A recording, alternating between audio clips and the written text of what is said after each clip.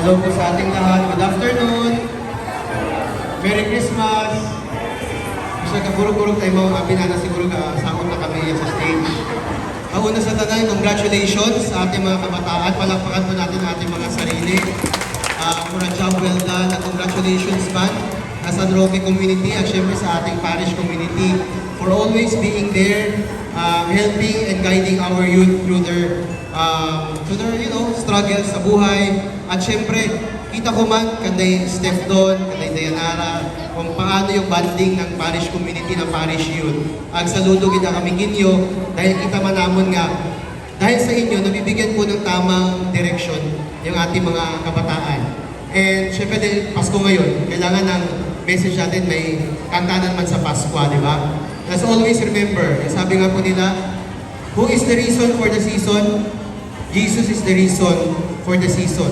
So, makaroon aboro ka Christmas shopping rush, aboro mga kapakalit munita, mag-exchange gift, mga inahabol sa Christmas party.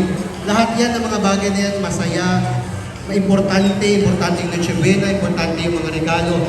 But of course, the most important thing ay yung peace of mind at yung love sa ating mga puso. Tama po, no? Kasi ang pinaka-importante, tayo ay buhay, tayo may opportunity mag-spend ng Christmas kaibahan ng atong loved ones. Kanina, hindi ko alam kung tama yung nabasa ko, parang si Pope Leo yung nagsabi, na ngayong araw ng Pasko, isa lang yung hinihingi niya, na we find peace in our hearts, kahit isang taong mapatawad lang natin sa araw ng Pasko. Tapos pinag-isipan ko, ang hirap nga naman, madali lang yung mga maliliit na away, pero yung totoong may agrabyado sa'yo, tapos patawarin mo. Kasi isang araw lang, mahirap nga naman. Kaya siguro yun ang hinihingi ng Santo Papa na isa lang patawarin mo sa araw ng Pasko, malaking bagay na yun. Kasi kung mapatawad mo nga yung tao na yun sa araw ng Pasko, baka mamaya the next day, 2 days, 3 days, kung kaya mo nga